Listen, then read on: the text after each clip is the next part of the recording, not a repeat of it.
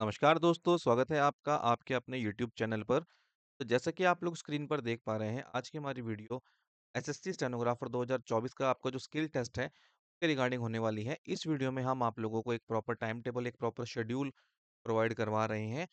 तो जो जो भी बच्चे 2024 के लिए तैयारी कर रहे हैं स्किल टेस्ट के लिए और वो बच्चे भी जो 2025 के लिए तैयारी कर रहे हैं, जिनकी बुक कंप्लीट हो गई है और वो स्पीड बिल्डिंग करना चाहते हैं, वो भी इस टाइम टेबल को फ़ॉलो करके अपनी स्किल को शॉर्टहैंड को इम्प्रूव कर सकते हैं क्योंकि आपका एसएससी ने जो कैलेंडर इश्यू किया है उसमें आपका रिटन टेस्ट जो है वो अक्टूबर-नवंबर में प्रपोज़्ड है। तो सीबीटी के लिए अगर आपको बहुत ज़्यादा टाइम मिल जाएगा, अगर आप अभी शॉर्टहैंड अपनी रेडी कर लेते हैं तो पूरी तरीके से आप उस पर फ़ोकस कर पाएँगे।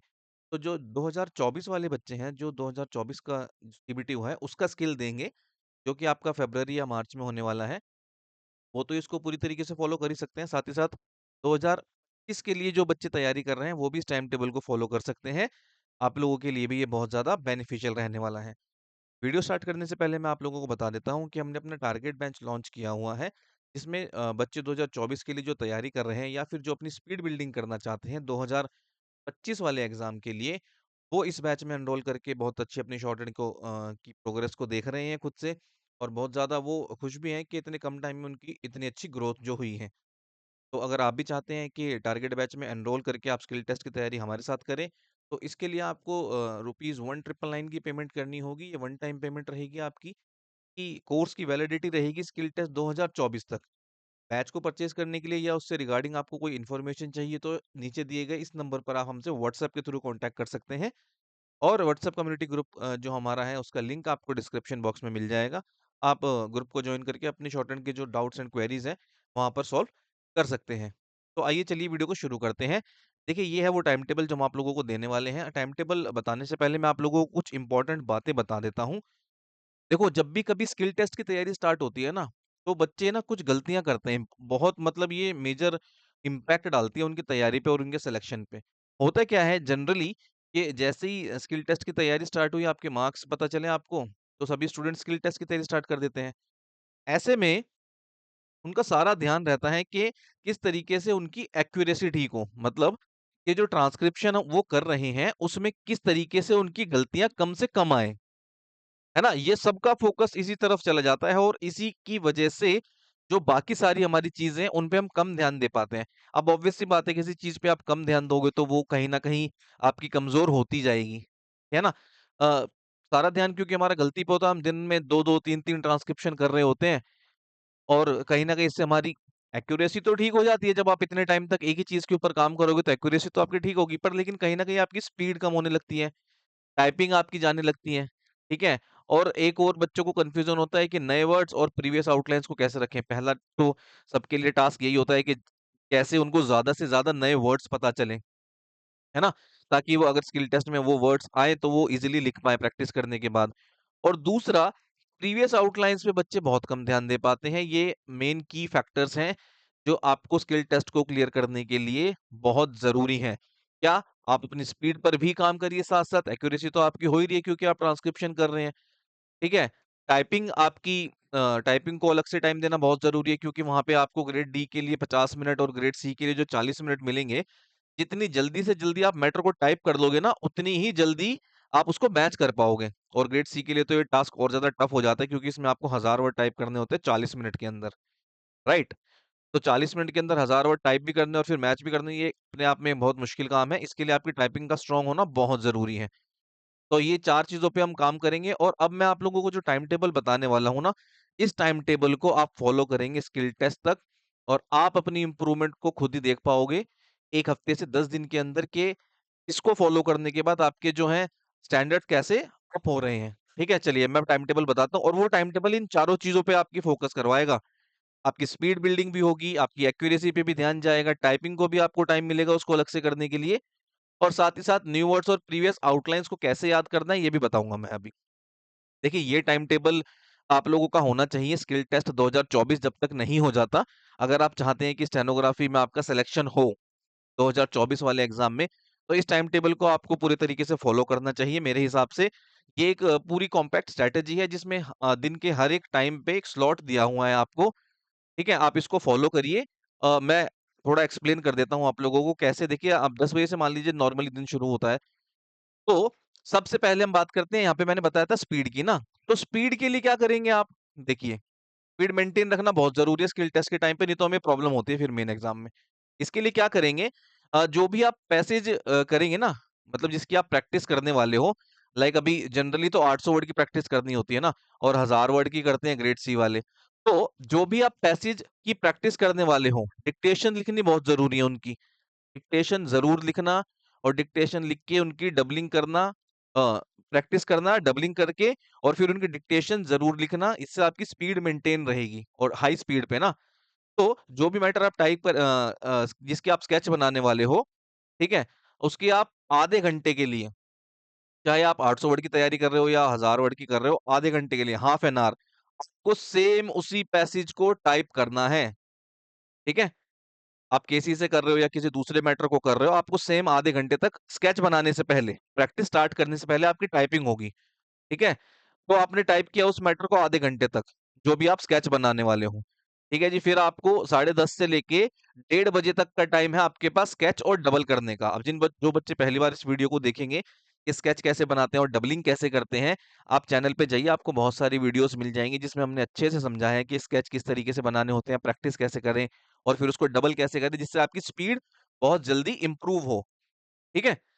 तो आपने यहाँ पे पहले टाइप कर लिया उस मैटर को, फिर उसके बाद आपने यहाँ पे 3 घंटे लिए, 3 घंटों में आपके स्केच और डबलिंग कंप्लीट हो जाएँगे, बहुत अच्छे तरीके से।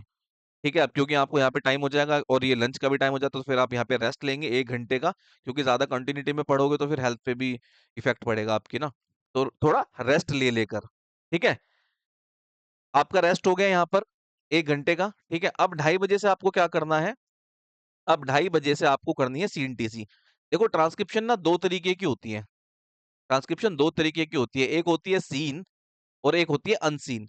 अब सीन और अनसीन कैसे किस तरीके से करनी होती है, जो बैच में हमारे स्टूडेंट्स एनरोल्ड हैं ऑलरेडी, उनसे तो हम डेली प्रैक्टिस करवा रहे हैं सीन और अनसीन डिक्टेशन की।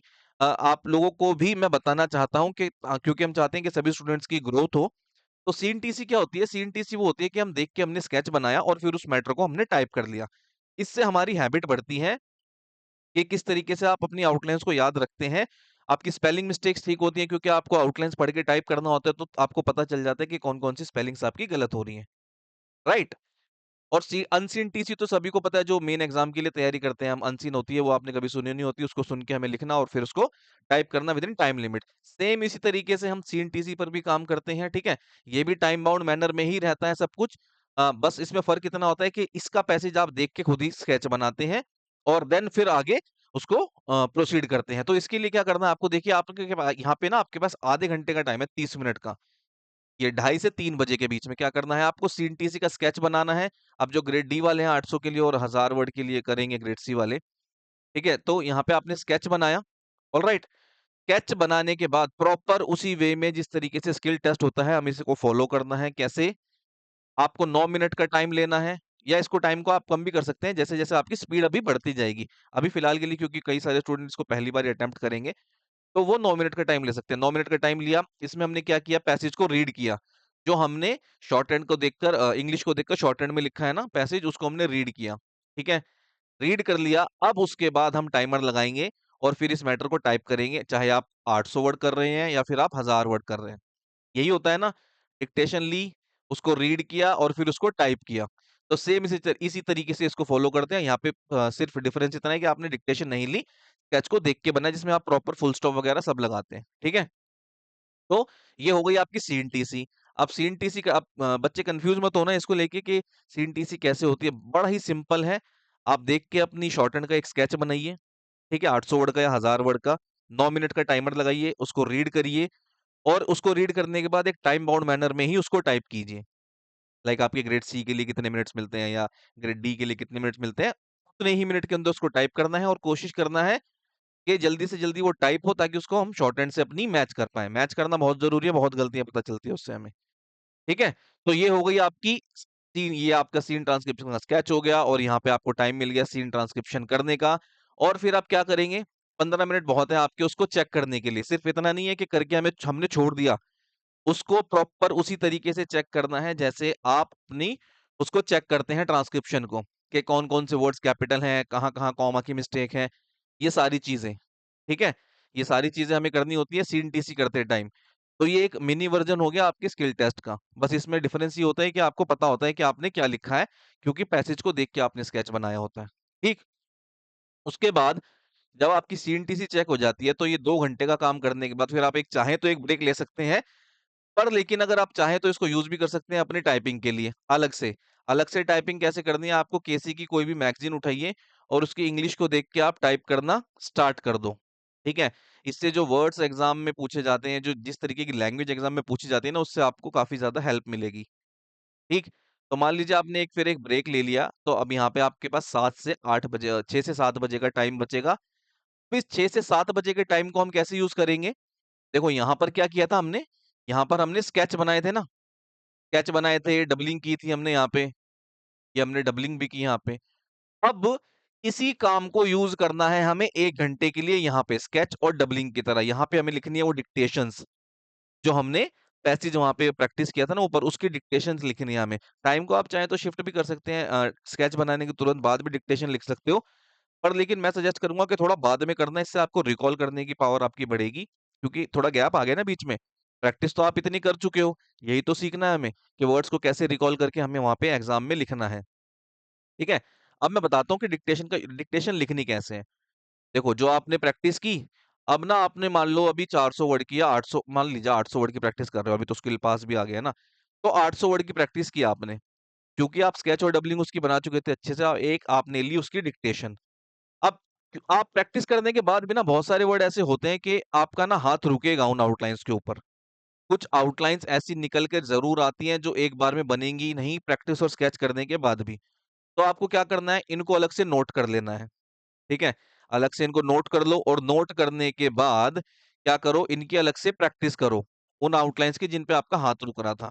और क्योंकि आप यहाँ पे 800 वर्ड की डिक्टेशन ले चुके हो ना, इसको रीड करना बहुत ज़रूरी है। रीड करो इसको। अब कम से कम भी आपको इसकी 5 से 7 डिक्टेशन लिखनी है, ठीक है? और हर बार मान लीजिए आपने 7 बार लिखी है, तो एवरी टाइम आप उसको रीड करेंगे, पूरे के पूरे 800 वर्ड। इससे आपकी आउटलाइन्स पर कमांड बनेगी और आप इसको अच्छे से रिकॉल कर पाओगे। इससे आपको वर्ड्स ज़्यादा से ज़्यादा याद होंगे और आपकी जो प्रीवियस आउटलाइन्स है ना, वो सिमिलर होती हैं, और इसको आपको याद करने में भी आसानी रहेगी काफ़ी ज़्यादा, ठीक है? डिक्टेशन का इस्तेमाल इस तरीके से करना है, 1 घंटे की डिक्टेशन है, तो आपको लंबी डिक्टेशंस लिखनी है, ठीक है? 800 वर्ड का कोई पैसेज की आपने प्रैक्टिस किया है, तो कम से कम 2 बार तो वो चले। एक बार में 1600 वर्ड लिखने की आदत तो आप लोगों को होनी ही चाहिए। अगर आप ज़्यादा लिख पाते हो, तो ये बहुत अच्छी बात है, ठीक है? ये सारी चीज़ें जो मैं आप लोगों को बता रहा हूँ ना, ये बहुत इम्पोर्टेंट है। इन्हीं को फ़ॉलो करके बच्चे सेलेक्ट होते हैं और ये सारी चीज़ें आपको ईज़िली कोई नहीं बताता, हम बता रहे हैं। तो अगर आप इस वीडियो को देख रहे हैं पहली बार और आप स्किल टेस्ट की तैयारी कर रहे हो स्टेनोग्राफी 2024 की, तो इन बातों को फ़ॉलो करके देखना, इम्प्रूवमेंट आपको खुद से नज़र आने लगेगी। तो हमने यहाँ पे क्या किया, डिक्टेशन राइटिंग की और रीडिंग की, ये मैंने समझाया पीछे आप लोगों को कैसे करनी है, ठीक है? इसके बाद देखो यहाँ पे 6 से 7 का टाइम दिया है मैंने ना, ये 6 से 7 का मैंने यहाँ पे आपको टाइम दिया है। और फिर अगला काम जो आपका 8 बजे से स्टार्ट होगा, ठीक? इस बीच में जो आपका 1 आवर का टाइम है, आप इसको अपनी मर्ज़ी से यूज़ कर सकते हो, या तो आप इसमें चाहो तो रेस्ट कर सकते हो, ठीक है? और अगर आप पैशनेट हो अपने करियर को लेके और अपनी स्किल टेस्ट की तैयारी को लेके, तो इस 1 घंटे का इस्तेमाल आप टाइपिंग के लिए करोगे। टाइपिंग के लिए कैसे इस्तेमाल करेंगे सर? कोई भी एक मैगज़ीन ले लो या उस मैटर को ले लो जो आप प्रैक्टिस कर रहे हो, ठीक है? उसमें 1000 वर्ड भी हो सकते हैं, 800 भी हो सकते हैं, 1200 भी हो सकते हैं, ठीक है? 1600 भी हो सकते हैं। वन टाइम पे वन ए एक पैसेज की प्रैक्टिस करनी है, चाहे वो 1000 का हो, 800 का, 1200 या 1600 का, ठीक है? अब बच्चे कहेंगे 1600 का, 1200 का तो कोई पैसेज ही नहीं होता। 2 डिक्टेशन को जोड़ देंगे, फ्रंट बैक और नेक्स्ट का फ्रंट जोड़ेंगे तो 1240 वर्ड हो जाते हैं। 4 आप फ्रंट जोड़ दोगे तो 1600 वर्ड हो जाएँगे आपके 4-400 के, ठीक है? इस तरीके से मैं बता रहा हूँ। तो इस 1 घंटे का इस्तेमाल आपको करना है, चाहे वो 800 का हो, 1200 का, 1600 का या 1000 वर्ड का।